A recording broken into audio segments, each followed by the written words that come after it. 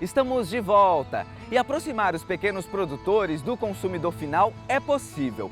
Com isso, a ideia é estimular a economia local, o que acaba refletindo também em efeitos positivos para o meio rural. Em Florianópolis, uma feira itinerante, que já está na sua 4ª edição, tem várias opções de produtos e com preço bem mais atrativo. Consumir produtos naturais e sem agrotóxicos é o desejo de muita gente para uma alimentação saudável.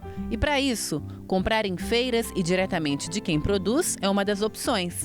Em Florianópolis, o que foi um evento para comemorar o aniversário da EPAGRE no ano passado, tornou-se uma feira que já está na sua 4ª edição e tem um objetivo bem claro: aproximar a sociedade do meio rural, a sociedade urbana do meio rural.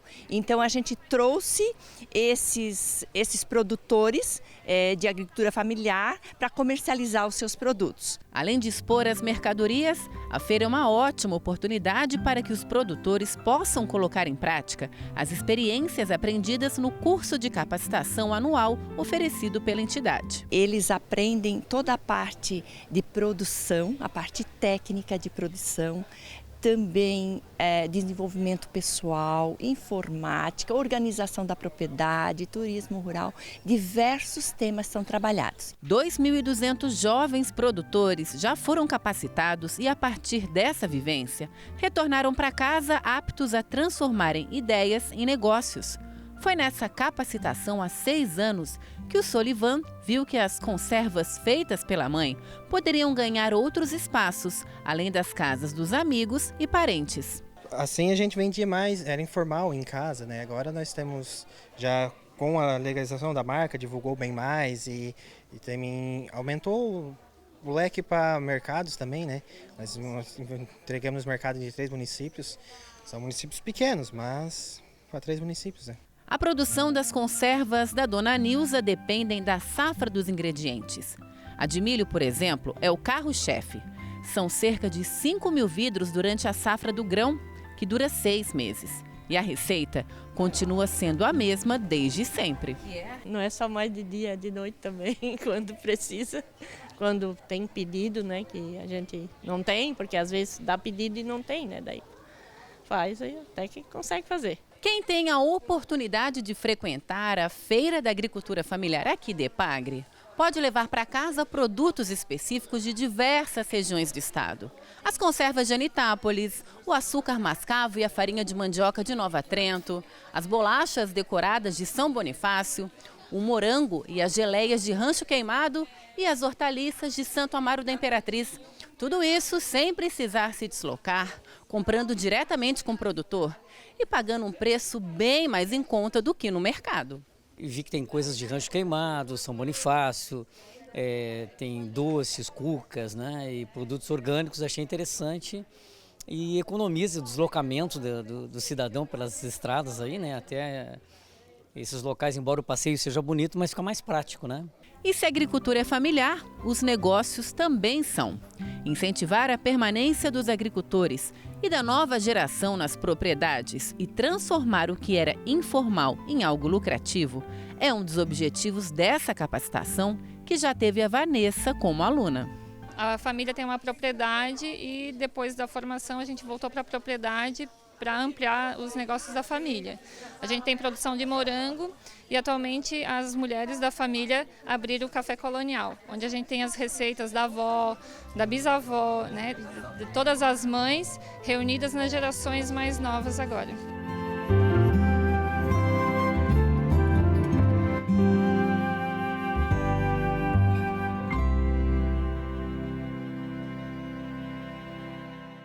Mais uma semana começando, hora de saber os detalhes da previsão do tempo. Quem conta pra gente é a Vanessa Nora.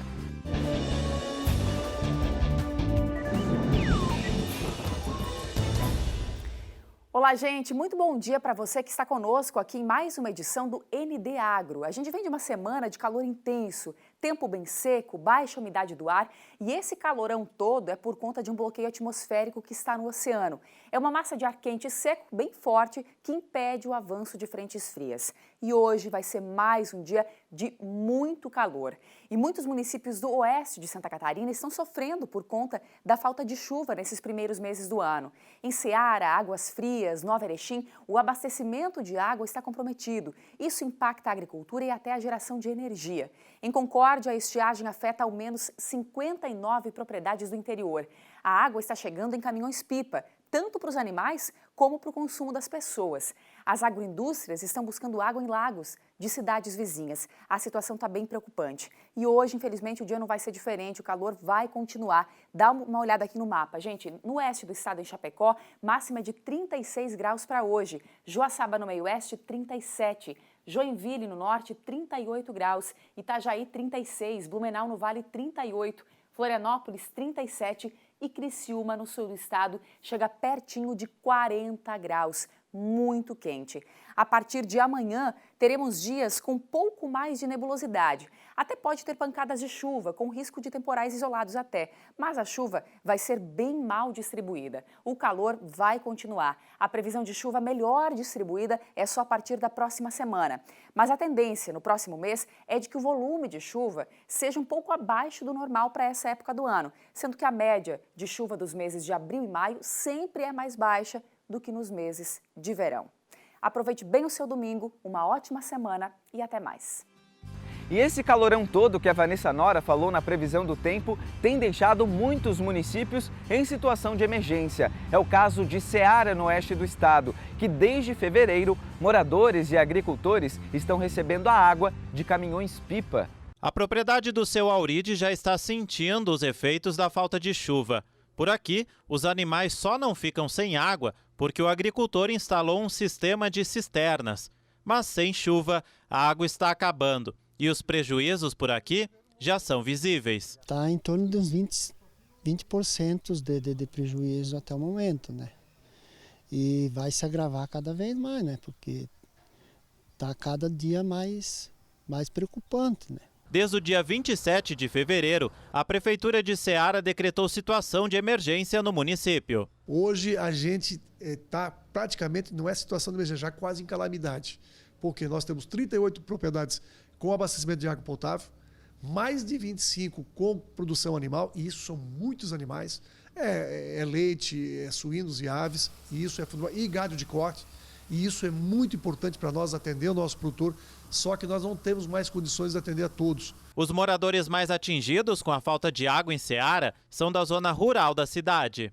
E para se ter água em casa aqui em Ceará, só assim com caminhão de pipa. Cerca de 60 propriedades estão recebendo a água e apenas 4 caminhões realizam trabalho aqui no município. São 3 caminhões que transportam água para consumo animal e 1 com água potável.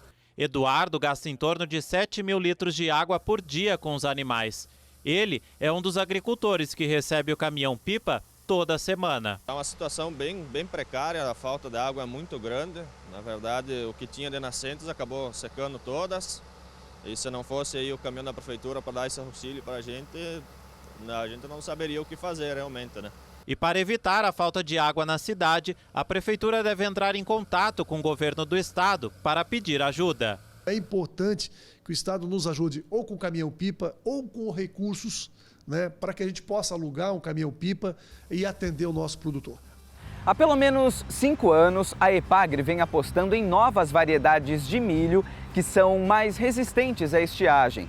A produção pode não ser a mais lucrativa em termos de safra, mas garante um produto de excelente qualidade e melhor aproveitamento das condições climáticas. Em tempos de pouca chuva, tem muito produtor que chega a perder o sono ao pensar no resultado da colheita. Buscando resolver a situação que atinge em cheio a agricultura e a produção de grãos, a Epagre desenvolveu 3 variedades de milho que são formadas através do método de polinização aberta.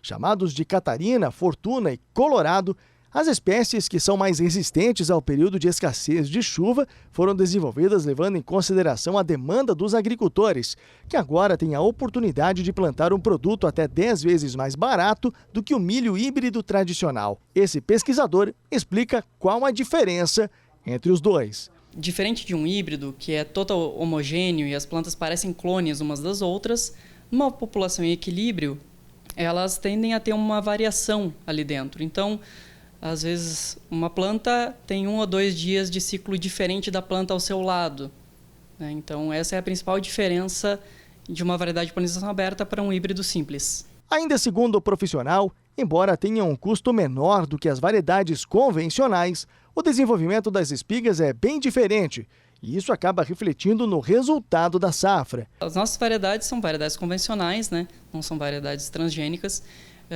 Tem um potencial produtivo um pouco menor do que materiais híbridos transgênicos, que superam 200 sacos por hectare. O nosso material tem um potencial produtivo em torno de 140 a 150 sacos por hectare, né?